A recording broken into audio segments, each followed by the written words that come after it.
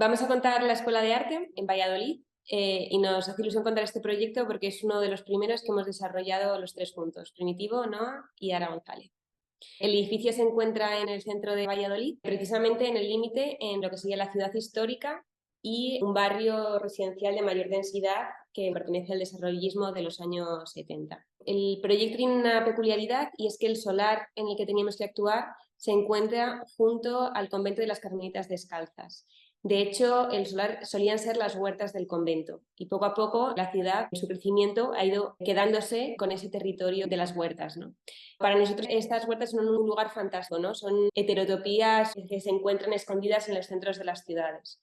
La ciudad de Valladolid es una ciudad de tapias. Ahí o había muchísimos conventos, palacios, claustros, con patios que realmente nos sorprenden mucho al entrar en ellos. Traemos para que veáis un plano precioso realizado por Daniel Villalobos, en el que grafía todos esos espacios ocultos a la vía pública y que tienen esa relación entre un exterior misterioso y un interior lleno de luz y de creatividad o de sueños, ¿no? Entonces, cuando abordamos el proyecto, nuestra idea era añadir 2 patios más a la ciudad de Valladolid.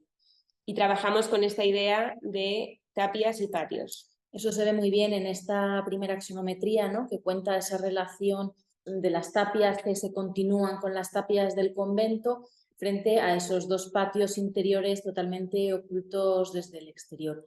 Se ve también muy clara la organización del edificio, un volumen de 2 alturas donde se encuentran las aulas, donde hay una formación más teórica, y esto se complementa con una zona de talleres. Bueno, en la planta vemos como ese volumen principal de la Escuela de Arte y un pequeño volumen que es lo que era el antiguo polideportivo, que se ha rehabilitado como un espacio polivalente.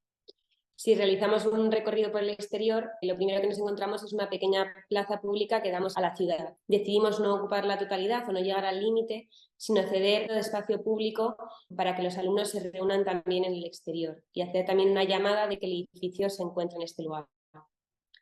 Este cartel con la palabra arte es el que delimita la parcela y al mismo tiempo es un punto de llamada, ¿no? Con ese reloj, con la palabra arte, que se continúa con una flecha que indica el camino a recorrer para acceder. En un colegio, en un instituto, no solo es importante el tiempo que se pasa en las aulas, sino también esos recorridos, esos tiempos de encuentro, de salida, de recreo, es también base para el aprendizaje, ¿no? En el proceso de proyecto trabajamos mucho con maquetas digitales, con pequeños modelos 3D y fotomontajes, ¿no? Entonces hemos traído un poco como la evolución del proyecto desde la imagen de concurso y vemos como en esa primera imagen el contraste interior-exterior era todavía más radical, ¿no? Y poníamos unas ventanas muy pequeñitas para asomarse a ver el interior y a medida que evolucionó el proyecto esos huecos se fueron ampliando y también el edificio se fue oscureciendo. Nos parecían impresionantes los árboles que hay en esa calle y ese contraste que había entre las hojas con ese verde brillante y un fondo más neutro, ¿no? Pasar un poco a un segundo plano del edificio. Y dentro un poco de esa arquitectura de patios, la entrada no se plantea como algo muy vistoso, sino como un pequeño retranqueo que además permite un cierto desahogo en la entrada y salida de los alumnos para que no se agolpen en la acera, ¿no? Continuando el recorrido por el exterior, también en las fachadas la fachada de aulas, con esas lamas de protección solar, se busca un poco la abstracción de la fachada y la continuidad en el color. Está el color azul, que es algo un poco recurrente en el proyecto. Tenemos el campo de juegos, que es azul, la pérgola que nos conduce a ese espacio polivalente juega con el color azul, o lo hemos visto en la plaza de acceso, ¿no? Este sería ese espacio polivalente del que os hablaba Noa, que es un antiguo polideportivo que tenía el instituto que se encontraba en el solar, que estaba totalmente en ruinas y que acondicionamos como una oportunidad para dar un espacio más a la Escuela de Arte. Un lucernario, un gran ventanal, se aísla y se acondiciona el interior para el uso. Y sobre todo hacemos hincapié en generando pequeños espacios que se dan a la ciudad, ¿no? Es perímetro de ese polideportivo en el que pues, situamos un banco, retranqueamos la tapia, la pérgola sale al exterior y genera algunos espacios estanciales que nos parece importante, ¿no? En este barrio que es tan denso y que tiene tan pocas plazas, ¿no? Sí, es una manera también de poder aportar un poco a la ciudad desde la construcción de edificios públicos, ¿no? Otro aspecto desde el exterior es la materialidad, en la que optamos por utilizar el ladrillo.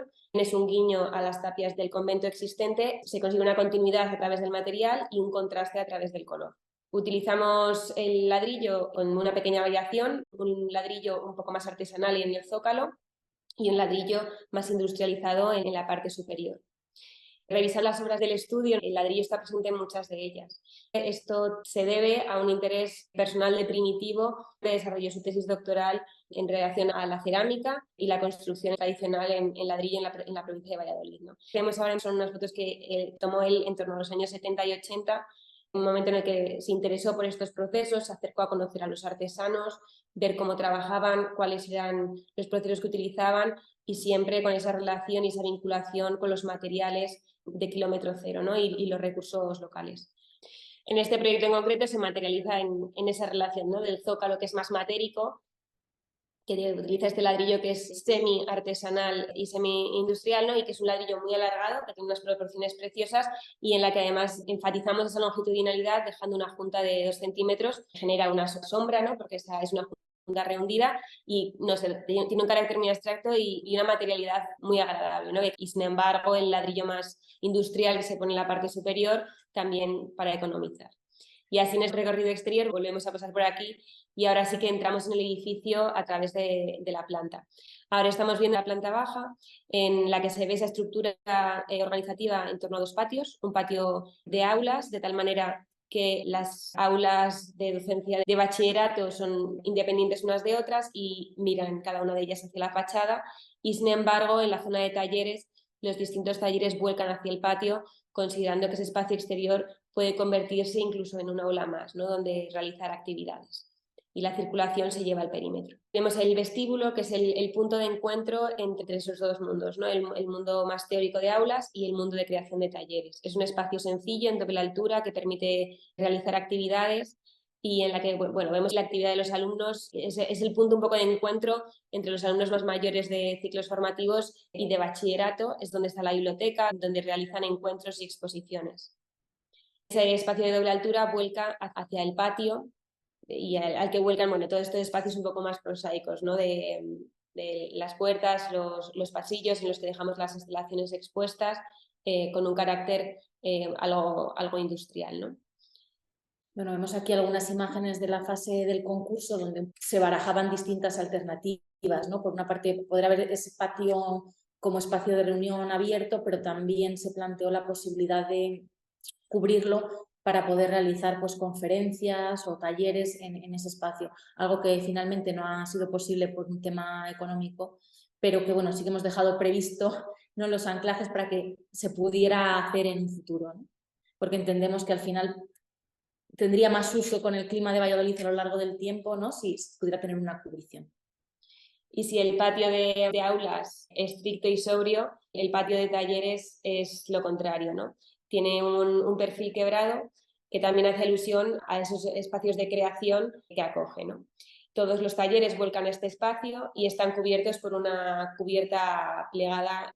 Hemos traído esas primeras bocetos, ¿no? De cuando estábamos haciendo el concurso y un poco debatiendo entre nosotros cuál debería ser esos espacios de creación, ¿no? Pasamos por unas opciones un poco más con prefabricados de hormigón, con unos lucernarios, con una pequeña ventana que enmarcaba el patio. La conversación fue llevándonos a querer abrir esos ventanales para que los talleres se relacionaran entre ellos y el desvincular esa cubierta que es estructural de las particiones entre talleres, pensando en que quizá en un futuro pudieran incluso unirse las distintas disciplinas, ¿no? De tal manera que optamos por una cubierta plegada en el que al final trabajamos la geometría para que también colabore en la solución estructural, ¿no?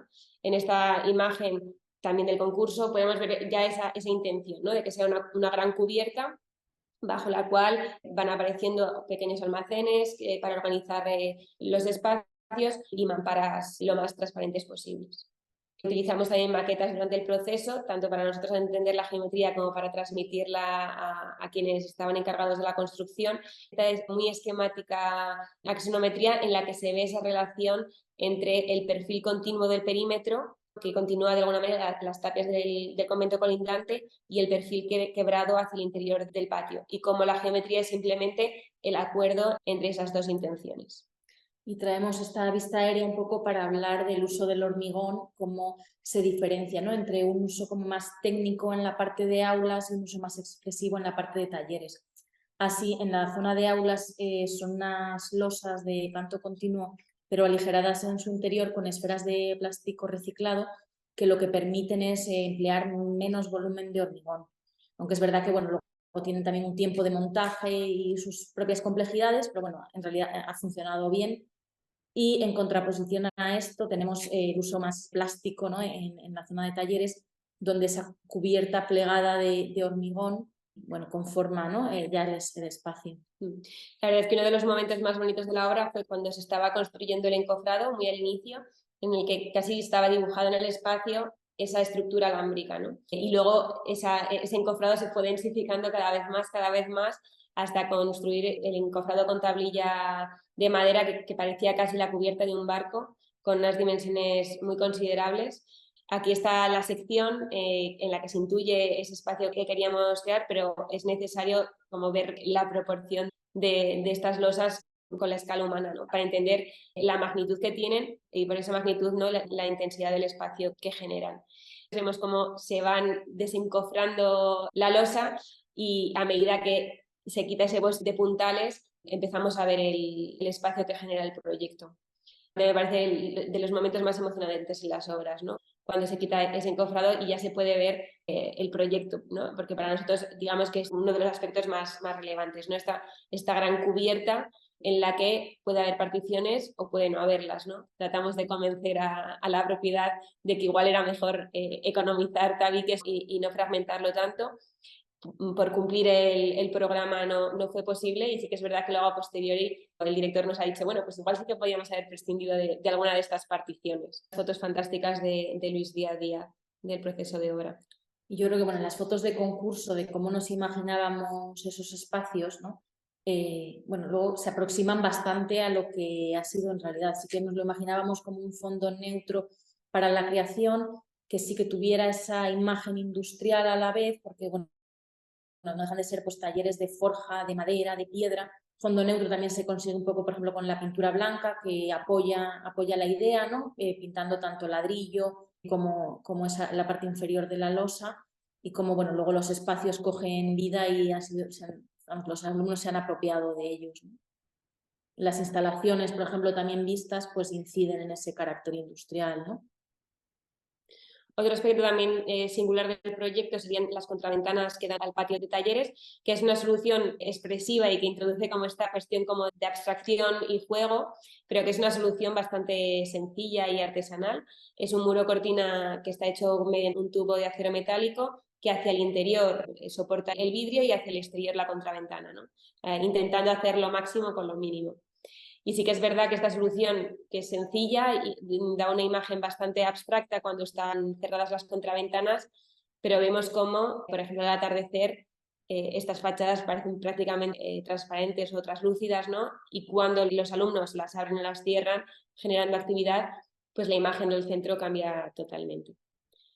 Bueno, y para terminar, estas dos imágenes, ¿no?, que yo creo que son el resumen de las intenciones del proyecto, que es esa fuerte dualidad entre un exterior que es misterioso, cerrado, ¿no?, más abstracto, y un interior que es luminoso, que incita a la creatividad y sobre todo que crea un telón de fondo para los alumnos.